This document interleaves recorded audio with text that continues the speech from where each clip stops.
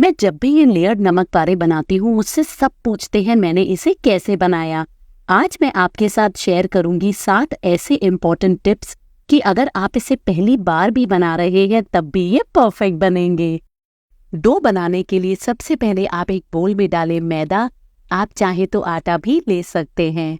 इसी के साथ हमने डाला है जीरा, कलौंजी, काली मिर्च जिसको मैंने मोटा मोटा कूट लिया है। उसी के साथ अब आप डालें अजवाइन, नमक और इन सबको आप अच्छे से मिक्स करें। इसी के साथ अब हम इसमें डालेंगे गरम घी या फिर तेल।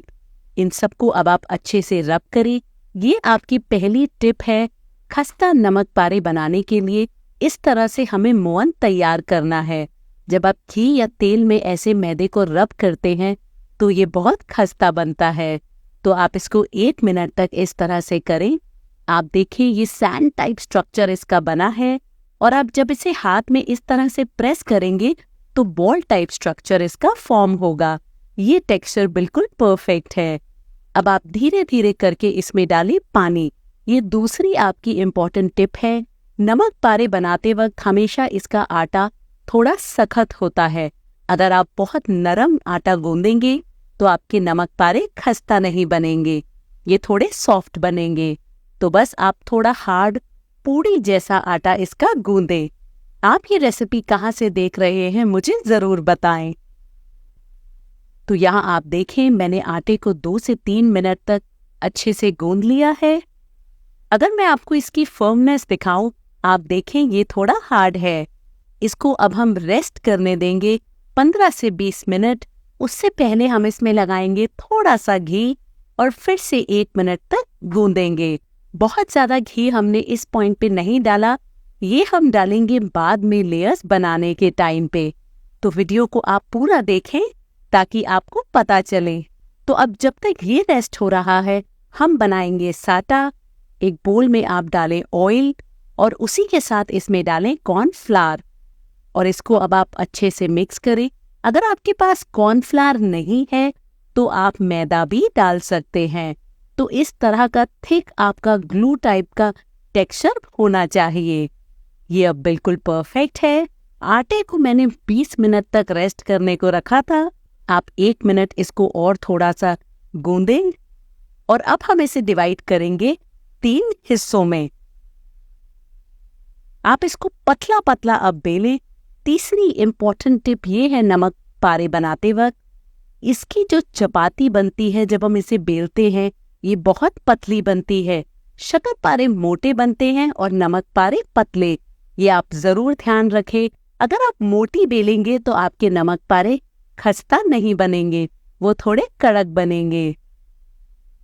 तो यहाँ आप देखें, अगर मैं आपको थिकनेस दिखाऊं हमें इतनी रखनी है। अब आप इसमें लगाएं साटा जो हमने प्रिपेयर किया था और इसको इवनली हमें स्प्रेड करना है। ये है आपकी चौथी टिप। आप बहुत अच्छे से इवनली एक पतली लेयर साटे की लगाएं और उसके ऊपर आप डालें सूखा मैदा। ये अगेन बहुत इम्पोर्टेंट है। अगर आप सूखा मैदा नहीं डालेंगे तो लेयर्स नहीं बनेंगी। अब हम इसे फोल्ड करेंगे तो आप ध्यान से देखें, मैं एक के ऊपर एक नहीं कर रही, आपको ओवरलैप इसको फोल्ड नहीं करना।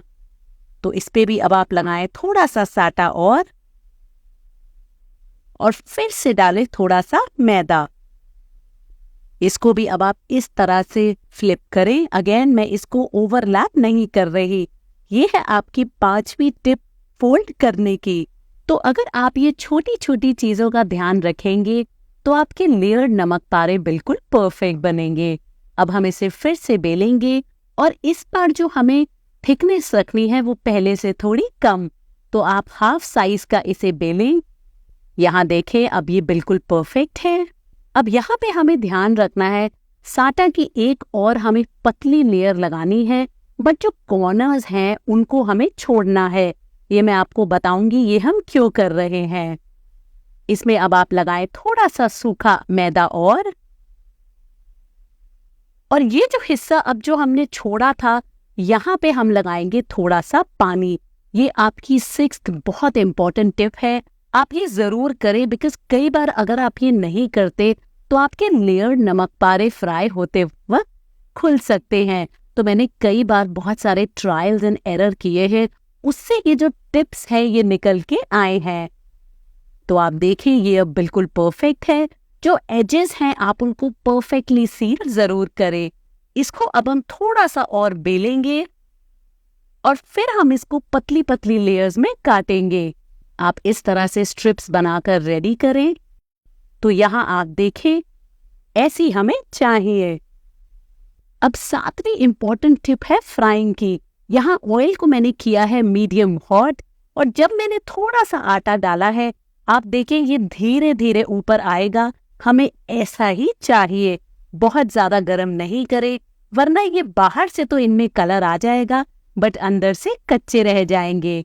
तो धीरे धीरे करके अपने लेयर नमक पारे आप डालें, और जैसे ही आप डालेंगे आप देखेंगे ये आपके ऊपर आ जाएंगे। अब हल्के हाथ से आप इसे 5 से 6 मिनट तक मीडियम से लो हीट में फ्राई करें। या धीरे आप स्पून से इसको स्टर करते रहें। तो अगर आप ये छोटी छोटी टिप्स का ध्यान रखेंगे तो आपके लेयर नमक पारे बिल्कुल परफेक्ट बनेंगे। आप देखें बहुत ही बढ़िया इसमें लेयर्स आई हैं। हमने अच्छे से इसे बेला है, फोल्ड किया है, सूखा आटा लगाया है। अगर आप ये 7 इंपॉर्टेंट टिप्स ध्यान रखेंगे तो ये लेयर नमक पारे बिल्कुल परफेक्ट बनेंगे। एक चीज का आप ध्यान रखें, आपको जो भी कलर चाहिए नमक पारों का उससे एक शेड आप पहले ही निकालें, क्योंकि ठंडा होते होते भी ये थोड़ा सा डार्क होंगे। तो लीजिए बहुत ही खस्ता नमक पारे बनके तैयार है। इसको कंप्लीटली ठंडा करें और फिर आप इसे स्टोर कर सकते हैं एयर टाइट कंटेनर में पूरे 2 महीनों तक। अगर आपको आज की मेरी ये रेसिपी पसंद आई है तो मुझे जरूर बताएं, मैं आगे आपके लिए और क्या बनाऊं।